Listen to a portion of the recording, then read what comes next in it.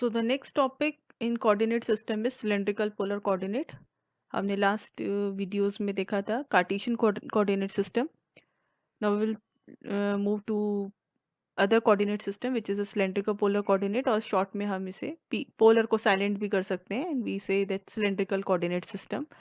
And the coordinates are represented by s, phi or z, and where these coordinate systems cylindrical coordinate system is used, where we have the cylindrical type of symmetry. जैसे कोई cylinder है हमारे पास या एक long wire है और उसमें हमें कोई इलेक्ट्रिक फील्ड या मैग्नेटिक फील्ड की स्टडी करनी है, तो वहाँ हम सिलेंड्रिकल कोऑर्डिनेट सिस्टम यूज़ करते हैं, या जहाँ भी हमारे पास सिलेंड्रिकल टाइप की सिमेट्री होगी वहाँ हम सिलेंड्रिकल कोऑर्डिनेट सिस्टम यूज़ करेंगे. फिजिक्स में बेसिकली इसका ज़्यादा यूज़ जो है वो इलेक्ट्रिसिटी एंड मैग्नेटिज्म में है. तो इलेक्ट्रोमैग्नेटिक्स की प्रॉब्लम को स्टडी करने के लिए हम सिलेंड्रिकल या स्फेरिकल पोलर कोऑर्डिनेट्स को यूज़ करते हैं. तो दिस टाइप ऑफ अगर हमारी सिमेट्री है तो हम सिलेंड्रिकल कोऑर्डिनेट सिस्टम यूज़ करते हैं. सपोज पॉइंट पी यहाँ है, इसकी पेरिफेरी पर है, यहाँ हमें इसको स्टडी करना है. तो इसको देखते हैं कि एस फाई जेड को किस तरीके से रिप्रेजेंट करते हैं. In some of the book it is represented by rho phi Z also, या दूसरे वेरिएबल से भी इसको यूज़ किया जाता है, बट ग्रिफिथ्स में जो है ये एस यूज़ करते हैं, तो हम भी इसको एस ही लेकर के चल रहे हैं. So first we will draw the coordinate system or the coordinate axis. तो हमारे पास ये कोऑर्डिनेट एक्सिस है, y axis, z axis, x axis. तो सिलेंडर को आप कंसिडर कर सकते हैं कि ये हमारी एक्स एक्सिस है. ओके, सो ये एक्स वाई प्लेन है जिस पे ये सिलेंडर हमारा रखा है, और जेड जो हो गई ये इसकी लेंथ के डायरेक्शन के अकॉर्डिंग हुई. जैसे अगर आप ये देखें कि अगर आप एक्स वाई प्लेन में मूव कर रहे हैं और अपने फिंगर्स को अगर आप कर्ल करें तो जो थंब की जो डायरेक्शन है वो उसकी लेंथ की डायरेक्शन बताएगी, तो जो थंब की डायरेक्शन होगी वो जेड डायरेक्शन बताएगी. तो उसी तरीके से आप इसको समझ सकते हैं. अब हम यहाँ पे देखते हैं कि ये एस फाई जेड क्या है. Suppose we have taken a point P over here जिसकी हमें स्टडी करनी है.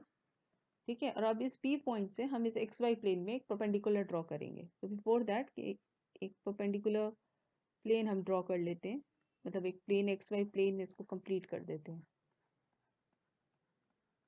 समझने के लिए. तो एक परपेंडिकुलर हमने यहाँ पर ड्रॉ किया.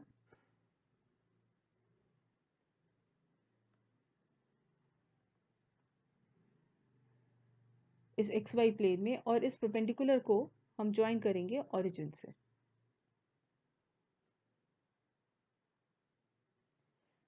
तो जो एक्स एक्सिस इस प्लेन के साथ एंगल फॉर्म करेगा that will be r phi.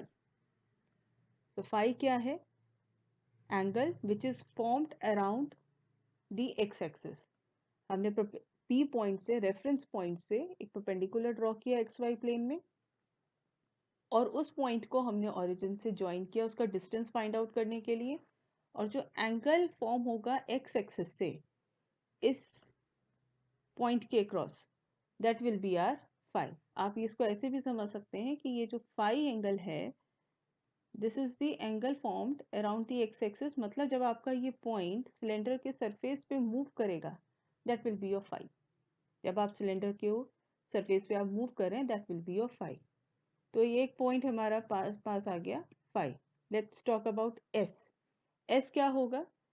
S हम जेड एक्सिस से एक परपेंडिकुलर इस पॉइंट पी पर ड्रॉ करेंगे that will be r S.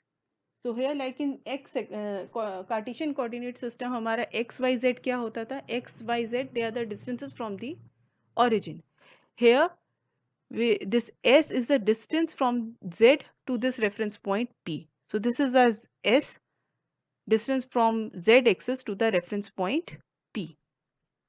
And z is has the same meaning as in the Cartesian coordinate system. So it is having the same meaning. So in this way हमारे पास cylindrical coordinate system के coordinates आ गए s, phi and z. इनके कुछ names हैं, जैसे s को हम, so we define s as distance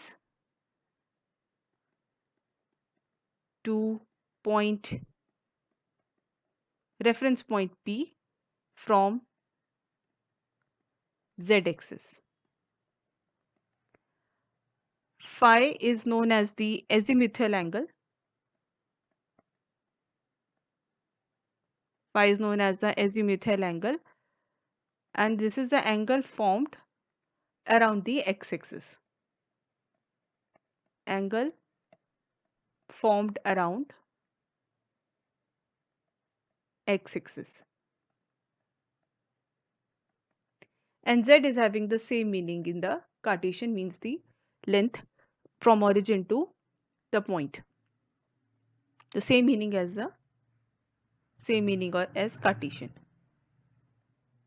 So Cartesian coordinate system हम previous videos में देख चुके हैं, और previous video का link description box और ऊपर आई कैप में भी दे दिया जाएगा, तो आप वहाँ से दोबारा से उसको देख सकते हैं. Same meaning as in Cartesian system. ठीक है, ये तो हो गए कोऑर्डिनेट्स को डिफाइन करना कि हमने कोऑर्डिनेट्स को कैसे सिलेंड्रिकल पोलर कोऑर्डिनेट सिस्टम में डिफाइन किया है. अब इनके यूनिट वेक्टर्स के ऊपर आते हैं कि किस तरीके से इनके यूनिट वेक्टर्स डिफाइन होते हैं. तो यूनिट वेक्टर्स इनके वही होंगे s, phi and z. S cap is a unit vector along the s direction. So unit vectors की जो definition है कार्टेशियन में वही definition रहेगी. Means ये unit vectors they are also mutually perpendicular to each other, मतलब ये orthogonal system होता है. उसी तरीके से इनके ऊपर स्केलर वेक्टर प्रोडक्ट्स की जितनी भी थियोरम्स हैं वो वैसे ही अप्लाई होंगी जैसे कार्टेशियन की अप्लाई होती हैं. और ये यूनिट वेक्टर्स भी जैसे कार्टेशियन सिस्टम में रेडियली आउटवर्ड होते हैं, means they move in the increasing order of the coordinate. यहाँ पर भी ये उसी डायरेक्शन में वैसे ही मूव करेंगे. बिहेवियर इनका वही रहेगा. जैसे हम ये पॉइंट एस है, ये ds डिस्टेंस आके मूव करना चाहता है, तो इसका जो कोऑर्डिनेट होगा, यूनिट वेक्टर जो होगा, वो किस डायरेक्शन में मूव करेगा? In the increasing order of S coordinate. अब ये जो फाई कोऑर्डिनेट है ये आपका ऐसे मूव कर रहा है, आप ऐसे मूव कर रहे हो सिलेंडर के अकॉर्डिंगली, तो ये एंगल कहीं इस तरीके से मूव होना चाहिए. तो इसको परपेंडिकुलरली ड्रॉ करने के लिए हम इसको इस तरीके से यहाँ पर ऐसे ड्रॉ करेंगे इसे. This will be r phi unit vector. मतलब फाई की डायरेक्शन बता रहे हैं, मतलब आपको फाई से डी फाई मूव करना है. इस सिलेंडर पर आपने यहाँ फाई से आपको डी फाई मूव करना है, तो आप किस डायरेक्शन में मूव करेंगे? Increasing order of phi. Similarly आपका जेड है, तो जेड इज अलोंग दी इस डायरेक्शन में है, डी जेड मूव करना है तो ये ऐसे. तो यूनिट वेक्टर्स की जो डायरेक्शन है वो भी रेडियली आउटवर्ड होगी और इंक्रीजिंग ऑर्डर ऑफ कोऑर्डिनेट्स ही रहेगी. और इनके वही है कि मैग्नीट्यूड इनका यूनिटी रहता है, सारी प्रॉपर्टीज इनकी कार्टेशियन के जैसी ही रहती हैं. Magnitude is unity, they only tell about the direction. Okay, now we will talk about the range. मतलब अब जब हम इनकी वैल्यूज कैलकुलेट करेंगे एस, वाई और जेड की, तो कहाँ से कहाँ तक इनकी वैल्यूज जानी चाहिए? देखिए, एस का पहले देख लेते हैं, एस का मान या एस की वैल्यू कहाँ से कहाँ आप मेजर कर सकते हैं. तो रेंज देखते हैं, इनकी range of s, phi and z. जैसे एक्स वाई जेड कार्टेशियन में हमने देखी थी रेंज, कहीं से कहीं minus infinity to plus infinite कर सकते हैं. एस की रेंज कैसी है?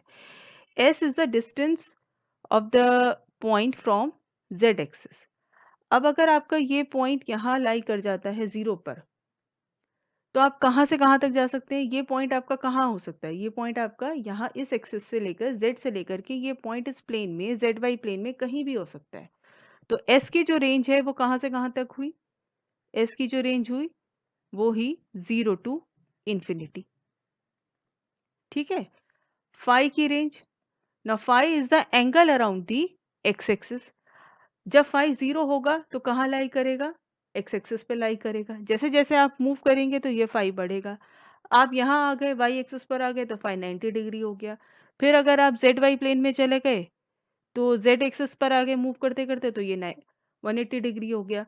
इस प्लेन में आए तो 270 डिग्री हो गया, वापस आ गए तो कंप्लीट 360 डिग्री हो गया। तो फाई की जो रेंज है वो कहाँ से कहाँ तक है, 0 टू 360 डिग्री और 0 टू 2 पाई। जेड की रेंज क्या होगी, Z is the length of the cylinder और the length of the wire. तो आप आपका ये जेड यहाँ भी हो सकता है, ये जेड आप यहाँ पे भी नीचे भी ड्रॉ कर सकते हैं। तो जो लेंथ है वायर की या सिलेंडर की, that goes from minus infinity to plus infinity. तो ये तो हो गई इनकी रेंज की बात कि हम इनकी वैल्यू कहाँ से कहाँ तक मेजर कर सकते हैं। तो एस हम मेजर कर सकते हैं 0 टू इन्फिनिटी, फाई मेजर कर सकते हैं 0 टू 2 पाई, जेड मेजर कर सकते हैं minus infinity to plus infinity. So this is about the range and about the coordinates, कि किस तरीके से हम कोऑर्डिनेट्स इसके डिफाइन करते हैं। Now let's talk about the relation between the two coordinate system. Like अगर हमें कार्टेशियन कोऑर्डिनेट सिस्टम से सिलेंड्रिकल में आना है, so are they related to each other or not, like जैसे कार्टेशियन और पोलर कोऑर्डिनेट सिस्टम रिलेटेड थे, उनके बीच में रिलेशन था, तो वैसे ही हम यहाँ पे देखेंगे कि सिलिंड्रिकल और कार्टेशियन के बीच में कोई रिलेशन है और वो रिलेशन किस तरीके से फॉर्म होता है, या हम उन्हें ट्रांसफॉर्मेशन इक्वेशंस भी कहते हैं, cylindrical coordinate system and Cartesian coordinate system. So कुछ ट्रांसफॉर्मेशन इक्वेशंस हैं, वो हम देख लेते हैं किस तरीके से वो इक्वेशन फॉर्म होती हैं। So first of all we will draw the coordinate system for the cylindrical. ये हमारा y एक्सिस है, ये z axis, x axis, this is the reference point P and we have drawn a perpendicular on xy plane. We have joined this point with the origin O, making an angle phi around the x axis. Now this is the distance. Let me draw. Now this distance is S. Now mind it, this distance S and this is, they are parallel to each other, and this is also S. And we'll draw a perpendicular from this point to here. So looking upon an xy plane, suppose ये आप इसको कुछ भी point दे दीजिए, P dash दे दीजिए, so P dash O and से Q, this is forming a right angle triangle. Okay, so this is a base. So O से लेकर के इस पॉइंट तक का जो डिस्टेंस है वो एक्स है, इस पॉइंट से इस पॉइंट का डिस्टेंस ये वाई है। ठीक है, so this is forming a right angle triangle. So from this angle, this triangle we can frame the relation between Cartesian and cylindrical. So in this right angle triangle, we say that x is equal to what? Or let's say, first we, to make it more clear, cos phi. What will be a cos phi here? Base upon hypotenuse. This is your base, OX, this OQ, x over, this is your hypotenuse S. So x is S cos phi. Similarly, your sin phi is y upon S.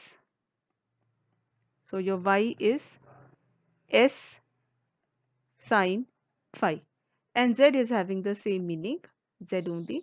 So z is equal to z only. So this is a relation between Cartesian and cylindrical coordinate system, or the transformation equation or conversion equations, how you have to move from one system to another. These are, जब आपको s और phi दे रखा हो, s phi z दे रखा हो, means आप cylindrical coordinate system में हैं और कार्टेशियन में आपको कोऑर्डिनेट्स फाइंड आउट करने हैं, सो these transformation equations will be helpful. Opposite आना है, रिवर्स आना है। आप ये देख लीजिए कि अगर आप इन दो इक्वेशंस को स्क्वायर ऐड करेंगे तो what you will get, squaring, say this is your first equation, this is your second equation, so squaring and adding first and second equation, you will get s is equal to s square equal to x square plus y square. So it implies that your s is equal to under root x square plus y square. And if you divide these two equations, first and second, you will get 10 phi equal to y over x. So that means your phi equal to tan inverse y over x. So these are the reverse transformation equation. Means अगर आपके पास x y coordinates हैं and you have to find out the s y and z, because z will have the same meaning, z will not change. तो s y आप इस तरीके से find out कर सकते हैं. So this is about the cylindrical coordinate system, the representation of coordinates. This is a representation of coordinates, how we represent the coordinates, and these are the transformation equations. These are the transformation equation for the cylindrical coordinate. So let's summarize the cylindrical coordinate system and write the transformation equation again. So in cylindrical coordinate system, the first thing, cylindrical coordinate system,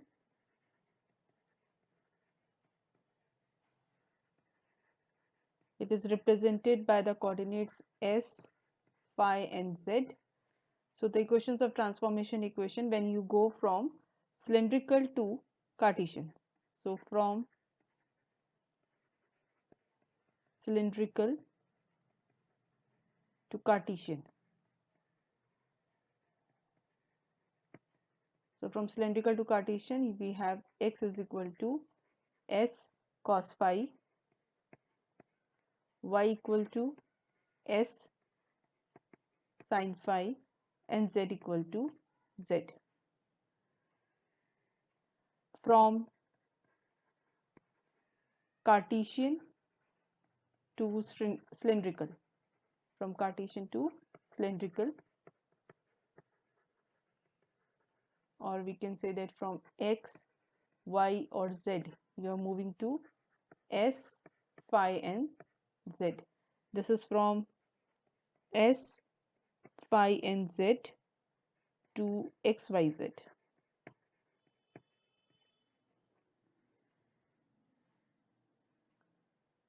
So we have s is equal to root x square plus y square, phi equal to tan inverse